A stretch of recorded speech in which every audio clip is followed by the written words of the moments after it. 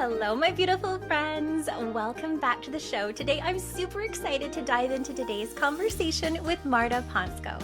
Marta is a renowned portrait photographer celebrated for her mastery of studio lighting and vibrant neon maternity sessions. Beginning her career as a newborn photographer, Marta has evolved into a distinguished artist known for her distinctive, colorful maternity and portrait photography. She specializes in these magical glamour style and nude pregnancy sessions. She uses studio light to craft artistic and captivating portraits that highlight the beauty and essence of her subjects. As a global speaker and photography educator, Marta has participated in numerous conferences worldwide, sharing her expertise and passion for photography. Her highly sought-after portrait and maternity masterclasses, they attract photographers eager to learn about studio lighting, posing, and creative styling. Now, if you've been living under a rock, you don't know who she is because she is everywhere on social media. She's all over my Instagram page. I am so delighted to hang out with her today because she's not only funny, she's entertaining, she is smart, and I'm really excited about this conversation. So welcome, Marta. Well, thank you very much for having me here on this podcast. I'm really looking forward to meet all the people who are watching it, getting inspired by it, and also learn from it as well. So thank you very much. I'm so honored to be here. I love it. Well, share with us how your photography journey started. Where is the beginning? Oh, the beginning, I think it's in my primary school somewhere. Like I know that most of the female photographers, they usually say, oh, I started when my kids showed up and I then realized that I need to do something with my career path. But I think that when I personally dig deep into my roots, the beginnings of my photography journey started in my primary school when my father bought the first camera. And I had a desire to take pictures, but unfortunately, I was not allowed to. So I had this desire the whole life long until I got my first camera, which was pretty late when I was during my studies. And then I started taking some self-portraits. And unfortunately, because I had to work and I had to earn money, I gave up photography because that was not a career that was supposed to bring money and, bring also some kind of, I don't know how to call it. You kind of there was a perception that if you were a photographer way back then, you'd be a starving artist. Yes, absolutely. Right? Yes, like every artist. So yeah, that's how it went from having a passion, then realizing I cannot do it, a full-time job, and then I met my husband, and he finally said, "How about going into something that you truly love?" And that's why I'm here today. I love it. He was the trigger for that change and for me deciding that I want to change my life, and instead of working for a company, for someone, having a boss, and working 9 to 5 p.m., working by myself and doing what I truly like and love. How long have you been a photographer?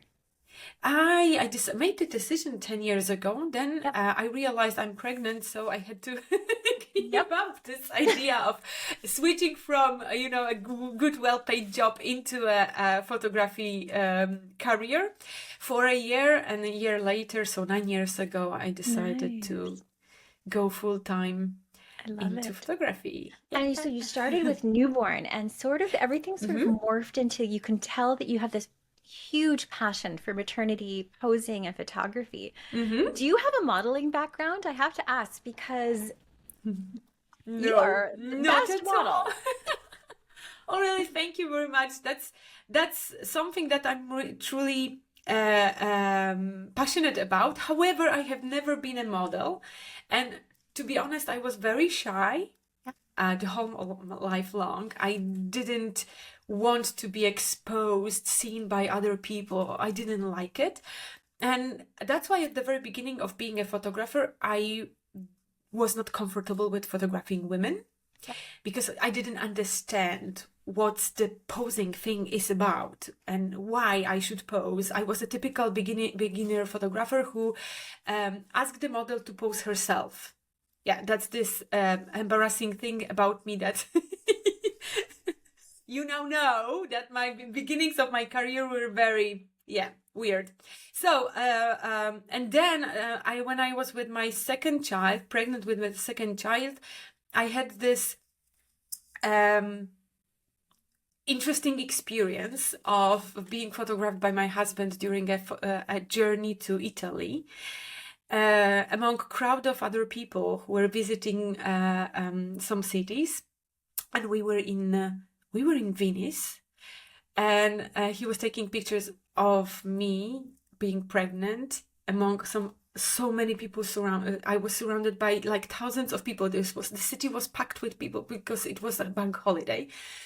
And only then I realized what it is to be a model, how it is to feel as a model, and how to be admired, how it is to be admired by other people, and what it means, this admiration and, positive vibes during the photo shoot. And then I decided to switch genres between newborn and maternity, and I started to work on my self-confidence. And that's how I end up here with those posing skills that I trained by myself in front of the mirror. So it was not something that I was born with. It was not something that I got through profession. It was just my hard work, working first of all my head and my perception of my body and how I look. Do I look good or not? And also being judged by others, because this is something that blocks everyone, right? That we think everyone thinks about us bad things. So processing that in my head helped me a lot. Love that. I love it. Yeah. Now, your work really it has indicative of sort of high fashion quality to it as well. So do you find you're inspired by fashion magazines, or are you just like, nope, I just do whatever I want?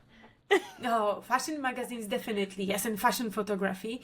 However, I'm also inspired, I think, mostly by like TV series, movies, music videos, all the arts where light plays a huge role. So when you look at the movies, how the movie lighting works, it's something that I would like to incorporate in my photography. It's like my photographs are something in between fashion style photographs and movie stills.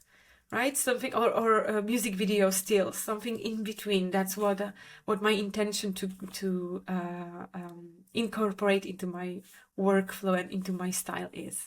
I love that. So how do you feel your artistic vision has sort of evolved over the years? It evolved significantly.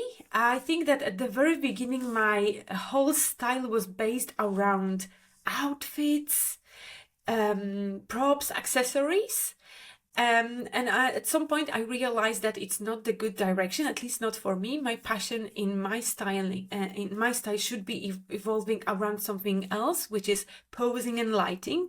Yeah. And this is something that I can incorporate as a key factor, changing the vibe, mood of the image, but also changing the shape of the model and the way she's perceived, right? We can make our models look like princess or whatever figure we want them to be, right? So lighting is helping me with that. So I think that at the very beginning, I was also following the fashion trends, more into, reflecting and responding to the needs of my customers. And now I'm rather creating style that my customers are coming for. That's also a significant change, not only in styling, but also in the way I do my business. So this is how I changed my business as well, to be more responsible to take the whole responsibility for creating the image and for the mood and atmosphere on the session, instead of just recreating something that the customers are requesting me to do. Yeah. What I really love about your work is that you're relying on your technical skills. You're relying on posing. You're relying on lighting. You're not relying on shopping your way to better photography, which I think is sort of a trap that a lot of photographers get in, where it's like, oh, I'll be better once I get another dress or I add another outfit to my client closet. So I love that you're just a really good example that you don't have to keep shopping your way because that's actually not the way to get better at photography. Yeah, absolutely. If you, we are not in my studio today. However, if you looked at my closet, I mean, there are a lot of things, but there are not things that I'm buying like a typical photographer, which means like I'm doing bulk shopping with so many dresses packed in the parcels delivered by couriers to my studio. No, I actually order just a couple of things per month, but these purchases are well thought and are consistent with the style that I have. So I don't buy something that might be in the future needed, but something that is absolutely needed for now and for today. Yeah. Do you find that you had a point in your photography career that you were falling into that trap of, trying to keep up with all those different outfits and dresses? And how did you decide that you didn't want to take that route? Well, when I was a newborn photographer, Mm-hmm. right? It's an addiction of newborn photographers. Like I had a full track of outfits in my studio, so that was a trap. For that I would need more and more and more and more, because you never know what the customer will request, like this shade of white or this yellowish shade of white, right? Yes. So at some point I just stopped buying, saying I don't need that anymore. I just need to learn how to combine things together so they are the same things, but the same ingredients, but used in a different way, right? Yeah. So the same with outfits for maternity. I've got limited amount. However, I know how to make them look different by lighting, posing, all the things that I can play with in my studio. Love that. Now, do you specifically only shoot in studio or do you shoot outdoors as well? No, I shoot only in my studio. I love it. And you can control the weather, you can control the light, the time. I love it because sometimes I'll do a little bit of family photography too as well. All 3 of my shoots this month had to be rescheduled because of the weather. Yeah, that's the disadvantage of being an outdoor photographer. Although I think that outdoor photographers have much easier life. I mean, when you look at the IRR, which is interest return rate from the business, you just invest less when you are doing outdoor photography, right? Most of the expenses are on the customer's side. Please bring this outfit. When you are in the studio, you need to invest in it. Quite significant amount of money in the equipment if you want to play with the equipment, right? With the lighting, for example, because then relying on only one light and one modifier will not help you to achieve different results. However, having this consistency in lighting, weather, conditions, you come there and you can replicate the same schemes all over again if you like it. That's the powerful thing about working in studio. 100%. I shoot studio light with newborns, and it's so funny because sometimes I try to push and I'm like, maybe today I'll do natural light. And inevitably it is a sunny, cloudy day where my settings change all day long. And I'm like, oh, Lisa, you know you love studio light. You know it's consistent. Why are you fighting this? Right? Silly. I was there too for just a couple of months. However, I was there too and I was like struggling a lot. And I said, no, I need to have very strict conditions which are can be foreseen any time of the day I go into the studio. That's great. Yeah. And what I also love too is when you understand light properly and when you understand light and lighting systems and all the different ones that are out there, when you go and teach, I'm sure you're able to just easily slip into, okay, I just got to familiarize with this one. I know what to do because you know light. And I think that's a skill that sometimes gets a little bit missed in the learning journey of understanding light and how to be a master of it. So what advice do you have for someone who is new to studio lighting, is a little bit scared of it, and not really sure where to start? Well, first of all, you need to learn the settings of your lighting and what those settings mean, how Yeah. they will change. And you need to learn the basics of lighting. Okay, so how do you change shadows? How do you change highlights? And then you need to experiment, and then experiment. I'm the type of a person that does not learn from manuals, YouTube, reading, or anything like that. I need to touch and feel what and understand what will be the result by experimenting in the studio. And I think that this is the best way to learn. If you're not that type of a person, just follow some tips and tricks that you might find right now everywhere. Like it's like right now internet is full of free knowledge everywhere, just people don't know how to find it properly, or sometimes they don't have time for that, which is even a worse thing, right? We don't have time to do that. And there are also a lot of online workshops or workshops that you can attend. Just choose the teacher wisely, because you need to understand first what you want to learn and do it step by step, not everything at once. Completely agree. So, what advice do you have for photographers that maybe want to get in gels and they want to start playing with light and they're looking at Mhm. developing their creative style, but they're not really sure how to approach that with their clients? What advice do you have for that? You mean you are asking if customers are not familiar with their style or not familiar with gels, but Yeah, you as a photographer want to implement that? Well, do it, implement it gradually as well. Not don't change your style significantly from Monday, the yeah, 1st of November, because those people who are following you today and who booked you in the future most probably will get a little bit surprised and might feel unsure what they will get in, because they booked you when you presented a different style. Today you want to implement something new.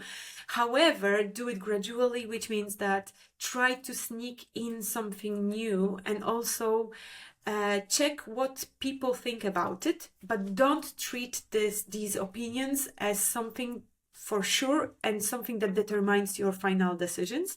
Because if I relied on the opinions that I got after I posted my first image with gel colors years from now, I wouldn't be here today, because everyone said like, okay, it's interesting, however, I'm not sure if I would buy it. Because changing style always means that you need to address it to totally different new audience. And changing style or introducing something new requires finding someone who will love it. So don't expect hooray and oh my god, what she's doing from your existing followers, existing customers, because most probably they will say like, no, right? And be patient with that, because it requires time to introduce this new style to your offer. love that. That's a really great answer. And I think that most students, when they try to introduce something new, they fail because Hmm. they don't have, first of all, courage to do it, and then they don't have patience to wait for that customer, for this first customer who comes and says, "Oh, I need actually this new thing that you showed like a month ago," right? It usually takes a lot of time. Yeah, I love that. That's a good answer. Let's see. So, do you have a favorite photo shoot you've done and what made it so special? I have one. I have one that was like 8 years ago, 7, 8 years ago. I will not recall the name of the girl. However, it was the first time I managed to achieve the result that I wanted, that I have like a vision in my head that I want to create an image that where I have just a nude body of my model, a bit of jewelry, and I want the skin to be blue, and I want the colors to be everywhere, and it wants it to be saturated, vivid, and powerful, and I want to have this pose that communicates empowerment. And I remember this photo shoot, I did this, I managed to accomplish that. I mean, okay, I got it exactly the way I wanted, and I came back home, I was so excited. Oh my God, this is my style, this is what I want to do, this is what I will introduce in my photography, and this is what I will be selling.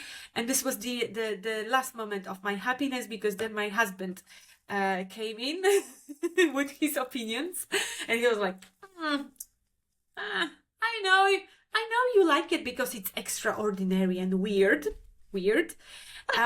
However, honey, I'm not sure if it's gonna be sold. You need to check whether there will be people willing to pay for it, because I'm not sure. Bless his heart. Yeah, you know what? He has a very good sense of what most people like. Yeah. Like average consumer needs, average consumer taste. He is very good at sensing that.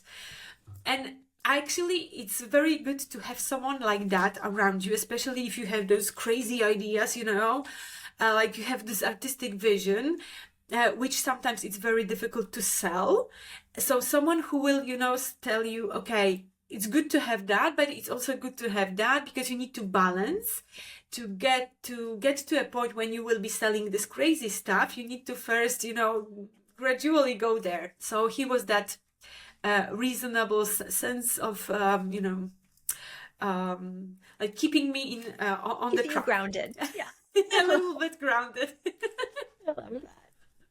Now, you're passionate about building photography brands and business and marketing. So what advice do you have for a photographer maybe who's trying to grow their brand? Okay, this is a very good question, and I love this kind of questions.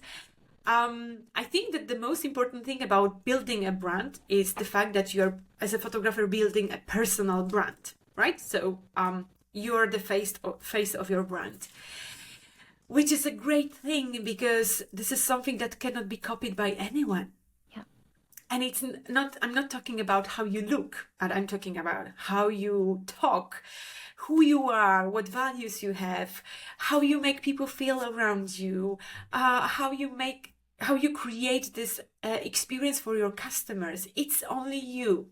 Okay, someone can copy your style, can copy your offer, or how the studio looks like, but how you make people feel is something that is like no one can do it the same way. So be you, be sincere, don't try to be anyone else. Just be you and build upon that, because that's the biggest differentiator on the market, especially now when we have such a saturated market. Yeah. So many photographers, and the prices are going down, and we see that there's economic slowdown, and the number of customers is a little bit lower than in the past. So now it's your role to use your face, to use your voice, to speak to your customers and potential customers, and remind them, this is me, this is how I will make you feel and look during your photo shoot. Love that.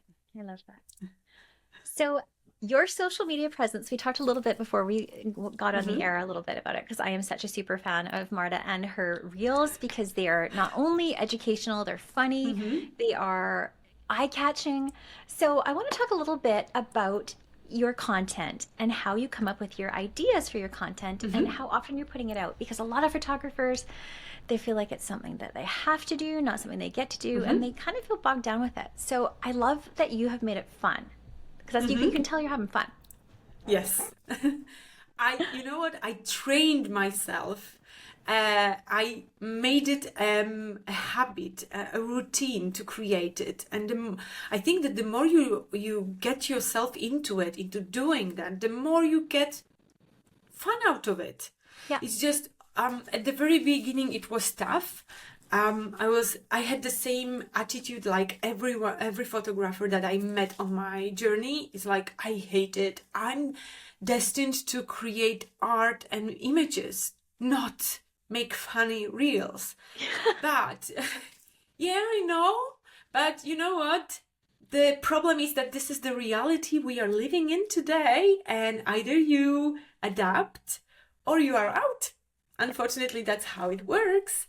So in the past, you had to do the leaflets, business cards, walking, and using other methods of attracting people. Today, you have totally different tools. So just use it and learn to use it. And I always keep on repeating, fall in love with the process of creating things. If you just love taking pictures, you are not going to be a successful photographer. You need to like every step of taking pictures and creating art, and also building relationship with the customer, right? So coming back to the topic of reels and creating content for social media, how I do it. Well, the first thing is to understand what you want to communicate and what kind of content you want to post, right? And that comes with clear understanding of who your audience is and what they want to listen or watch. What is funny for them, not for you, because we sometimes create content that we like, right? Yeah. And then we watch our own reels 10 times a day. Or even more. And then, how many views it has. But half of the views are generated by yourself. Anyway. I think this is funny.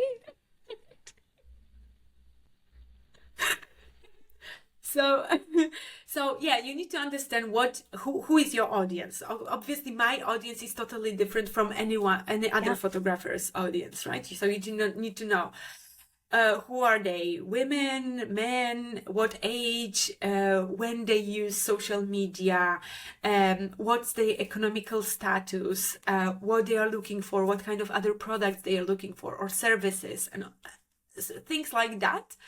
And then I think that's a good starting point is to understand or list things that your customers are asking you during the process of through the inquiry up to the booking, right? Yep. What kind of questions do you get, and use those questions for content, right? Like, for example, can I bring my husband?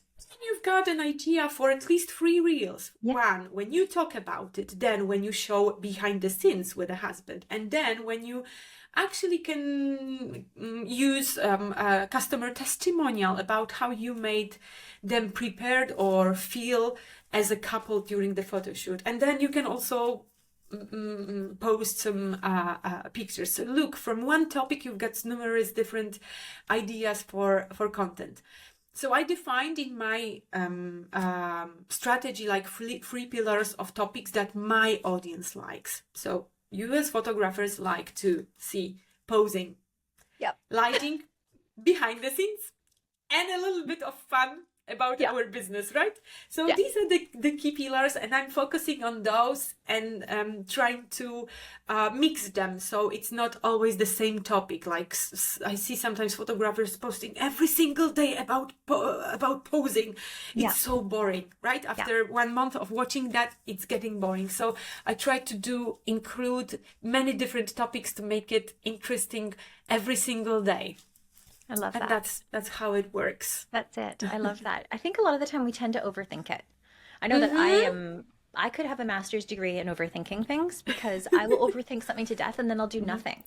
Like I'll have like 200 ideas for content, and then I'll go, well, I don't know which one I'm going to do, so I don't do anything. Yes, that's the problem. You know, my key advice here is create, post, and forget. And do it now. Now, when you have the idea, like when a customer inspired you to record something, do it now. Like today, after my photo shoot, I had 3 customers this week. All of them were returning customers, and I made a reel about it. That the thought that came to me. And the moment I closed the door behind the model, I said, okay, I need to talk about it to my audience, that we have such a power to get people back into our studio, but we keep on focusing on getting new followers. Yeah. How much time, effort, money you need to spend to get a new customer, and how much time and power you have to spend on getting someone back. It's much easier, right? But we forget about it. We value more the new ones. We forget about the ones that already know us and know what to expect from us. So this is something that just came to my mind. I posted it and I forget about it. I mean, I don't evaluate. Did I make a mistake? Did I speak correctly? Oh, there are no comments. Oh my God, maybe that was a bad type of content. No one liked it. No, just forget. And then move on. I love it. Yeah. I love that. Such good advice. It's post and forget. Like, just put it out there, see what happens. Yes. Right? I you love never that. know. There will be some, there might be no one that will relate to it, but one day it's enough to have just one person who relates to your content, and it will be your customer. And you can attract this person with just 15 seconds, 30 seconds on 1 minute video, right? Yeah. Easy as that. I love that. That's good advice. I'm going to take it. Yeah. Start creating. Good luck. I know, it's so funny because I have TikTok, right? So Yes. I have probably 300 drafts in my TikTok that I haven't posted. How make them come? Yeah. because I get scared. Oh my God. I make them and I get scared. So I need to take your advice of post and forget.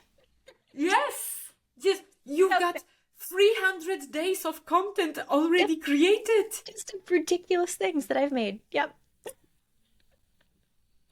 It's I know the other obstacle of the photographers is that, oh, this does not fit into my beautiful aesthetics Grid. of the feed today. Grid. Yep. Like, okay, it's not important anymore. Yeah. Don't focus on that, because people rarely focus on how your beautiful grid looks like. It's so true. We overthink it. We think it to death. And that's me. Yeah. Now, you mentioned that you work with your husband a little bit, he's an engineer with no artistic background. And so how does that impact your business and your creative process? I think I wouldn't be here without him. It's that, as every artistic person, I'm really bad at some things in running our business, like all the technicals, financials, and bureaucracy aspects of it. And I think that he added this missing puzzle into this beautiful business career, because he knows he has capabilities and abilities and skills that I'm missing. So I can focus totally on the crazy things and customer relations and social media, which he does not understand at all. And he can focus on things that I'm like, no. Yeah, and he keeps me, on track. Like, you have to pay the bill for that. You have to do this. You have to do this. Don't forget to order this, and don't forget to order this. So that's how we ended, and we started working together 7 years ago, and it was tough at the very beginning. It's like when you are a business owner and you run everything, all the details of your business. You know how it is to delegate at the very beginning, right? You're like, no, it's mine. I will not let you do it because I'm the best. I'm destined to do it. So the beginnings were like learning that we need to split responsibilities and never ever try to fix something that the other person does, right? Yeah, like let the other person hold the responsibility and accountability for the area. I love that. You kind of have your own lanes that you stay in. Yes. Yeah, that's smart. It's funny because when you said about giving up something that you had loved and made yourself. My Mm-hmm. son was 6 months old before I ever left my husband alone with him. So I Mm-hmm. get it. Yeah. It's Yeah. exactly same thing. You can compare it easily. So it's my baby. Yeah. I can. Dear. So how do you handle any moments you might have of self-doubt or creative blocks, especially when balancing running your business and being an artist? That's a really good question because this is the disease that is like epidemic disease that affects all the photographers and artists. I think that the best thing for me, what works for me, is like having a break, Mm. and like having a break, which means that leave the computer, leave everything, and leave your home and go somewhere, do something totally different, go out, go for a walk, make a fire, I don't know, wherever, but don't stay in the environment which creates this blockage in your head, and also reminds you about the amount of work that you have, for example. So like having a break is very important, and I make sure that I have those breaks regularly, not only short, like going somewhere for a weekend, but have like long holidays, like 2-3 weeks, just to miss your work, Mhm. just to miss your studio, miss dealing with people, miss photographing them. And you cannot do it when you are stuck with work and you work every single day, like 5 or sometimes 7 days a week. So no, that's not for me. I learned that this does not guide you anywhere but to burnout and being stressed, having sleepless nights, and thinking only about the work. So having breaks and then doing sometimes what you love, like you truly love, instead of doing work for your customers, having sessions, paid sessions, do something that you you want to do just for yourself. Yeah. And it does not have to be the same photography genre. It can be something completely different, right? So do sports photography, do birds photography, do men's photography, do boudoir or whatever, but something that's totally out of your daily routine. And then you will learn that there are some really nice other areas that you can evolve in. And that's the best part That's of a good taking those answer. breaks. Yep. I think it's so important, and I think that's one thing, like when you're in the hustle and you're trying to get all these new clients and you're saying yes to everything, Mm-hmm. that you don't realize that all those yeses are just going to lead to burnout. Mm-hmm. And you're going to hit a wall and you're going to be so frustrated. And then all those yeses that you said yes to, you're going to be so resentful that you have Mm-hmm. to do that work and that you just don't Yeah, get to take a breather. absolutely. Yeah. Yep. So are you ready for our lightning round? Oh, yes. Okay. Let's go. Kind of lightning-ish, not really lightning. What's the most random request you've ever had from a client?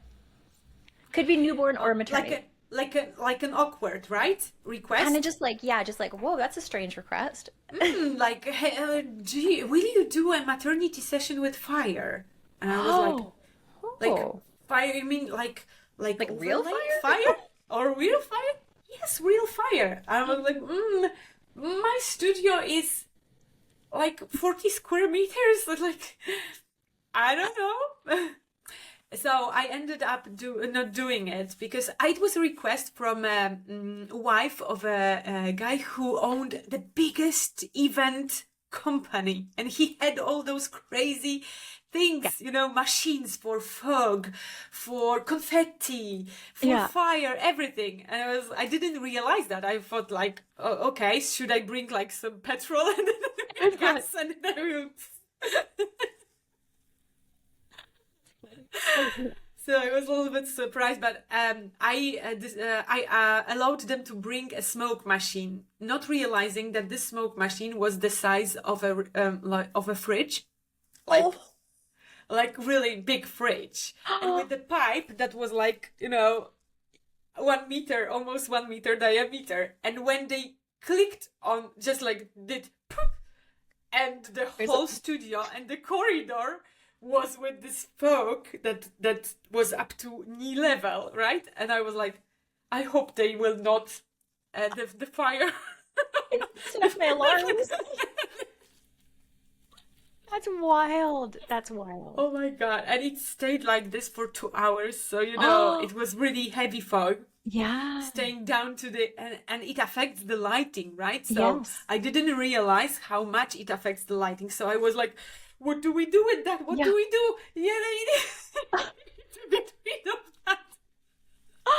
That's hilarious. That's hilarious. That was funny. Yeah. That's pretty funny. That's pretty funny. And they also used confetti. And then I still cleaned it 2 years afterwards. It was absolutely everywhere, like everywhere. I found it in the electric system, backdrop electric system. It was behind the props, in all the props, like everywhere. Oh my God, confetti never ever again. Yeah. I did a glitter session one time in my house. We still have glitter. This was 10 years ago. There's still glitter. So let me tell you something funny. I think it was one of my, I just recalled that. It was my first Christmas mini sessions. I was totally inexperienced, and I just saw some inspiration about, you know, children blowing and doing these nice things. And I was like, what are they using for that? Like, I don't know. Maybe I will use sugar. And and then I had this sugar stuck to my floor everywhere. And I had a home studio, so so customers just like through the whole apartment, like everywhere. You cannot imagine that. Like, what was I thinking? Like, why sugar? That's funny. But it was 9 years ago. Like, this was the first thing that came to my mind: sugar. It's hilarious. Yes, hilarious. I love that. That's so funny. What's your go-to snack during a long editing session? Oh, that's a crazy one. I love carrots. Oh. I eat a lot of carrots. Like, can you tell that I'm orange? No. I'm really orange. I mean, my skin is so... Everyone says, oh, you have such a nice suntan. It's not suntan. I'm orange because of carrot. Carrots. Because, yes... I eat a really like carrots. That's hilarious. Yeah. I like it. I like it. And the second thing is I love ice cream. So I eat a lot of ice cream. And I have my favorite brand. It's not an advertisement. I love Haagen-Dazs macadamia. And it's like I can eat the whole bucket of it by myself. Love it. Don't touch it. It's mine. That's awesome. I love it. Now, if your photography style had a theme song, what would the theme song be? Yeah, this is a good one. My style would be, do you know One More Shot seal? I don't actually. You have to listen to it. So it's one more shot, one more shot, one more shot. I could play it all around because it's one more shot, please, one more, last one. Have you done a reel with that yet? Not yet, but it's my idea. Please, one more. And but we did 15 setups already. Yeah, but I have this crazy idea. I need to have you there. Yeah. Oh, I love it. I love it. What is something you're embarrassingly bad at? I'm bad at reading manuals. Oh. And same. Yeah, it's like I don't read them at all. Like I bought a new light and I even opened it on live so people saw me and I was like, and you could see my face expression. I opened it and their first thing was manual and I was like, no. I'm like, I want to see a video. Like, if you show, I want a video, like the manual can be a video, and then I will watch it. But if it's not, I'm same. I will break IKEA furniture because I won't follow it correctly. You wouldn't like to see how I was putting the IKEA furniture together. We'll just My make our own husband was hole. like, "What are you doing? Why did you put it in here?" I don't know. It fit. Love it. Now, if you weren't a photographer, what would you be doing? I most probably would carry on the career of marketing director somewhere because I was working in marketing for 16 years before I became a photographer. Wow, that So makes most sense. probably I would do that. Yeah. Yeah, Mm. that makes sense. Mhm. What's the bravest thing you've ever done in your career? You know what? No matter what you think about me looking at the social media, I'm coward. I was used to be very shy, and I didn't believe in my capabilities and skills. So I think the bravest thing for me was to start teaching in English, Yeah. which is not my native language, which I didn't. I used to learn English a lot when I was at school, then during studies, but then for 16 years I was not hardly using it. So when I started to speak in English on social media with thought in mind that maybe in the future I would emigrate and maybe do something somewhere, like do photography somewhere. I didn't even think about teaching yet, but moving somewhere and being a photographer in other country. So that was the brave thing first, like changing everything, changing my strategy, communication from Polish to English, and then starting teaching other people in English. The first workshop run in English was like, I was scared to death. I was really scared. And then it went somehow. Yeah. I'm still good. scared. Well, your English is Somehow beautiful. works. Your English is gorgeous. Oh, You speak beautifully. thank you very much. Thanks a lot. So, how do you practice self-care after a stressful week? Well, going out of home, going for a walk, and we have a family tradition of playing board games. Oh, nice. Like we have like full closet of board games with kids we select board games and we play together, and that's our family thing. So that's how we do it, and we go for holidays quite often. Like Love that. go somewhere to experience something new and get your head out of home. You know, the problem is when you're a photographer, your home is your work. Yes. So it's very difficult to disconnect. And especially for me, I have my desk with with computers and screens in my living room. So I actually live in my office. So in order to disconnect, I need to leave home. Yeah. Yeah. For me, that's the most important thing. Go somewhere, do something else. I love that. That's good advice. Mm-hmm. What advice do you have for someone who's just getting started with photography? First, don't be scared and don't get stuck with just watching inspiration and being frustrated with what you don't know, what you don't have, what kind of camera you don't have, what lighting you don't have. Just remember that everyone started in the same place and take small steps at the very beginning. Like I identify one thing that you want to focus per month and work on it with a simple actionable plan without focusing on too many things. So if marketing is your weak point, do it this month. If lighting is your weak point, do it next month. Don't do everything at once. And be brave and don't give up. Because people give up easily. But I can understand why, because they are bumped by so many successful stories and they would like to be there already. But unfortunately, they see just the result, the happy ending, but no one sees a really rough path that everyone went to. So like for you, for me, for any successful photographer, it took years of learning, understanding, experimenting, doing things bad, doing things right, having failures and successes, some small, some bigger. So yeah, remember about that. Everyone went through similar things it was not given by granted to anyone, right? Yeah. Advice. So, where can our listeners learn more from you?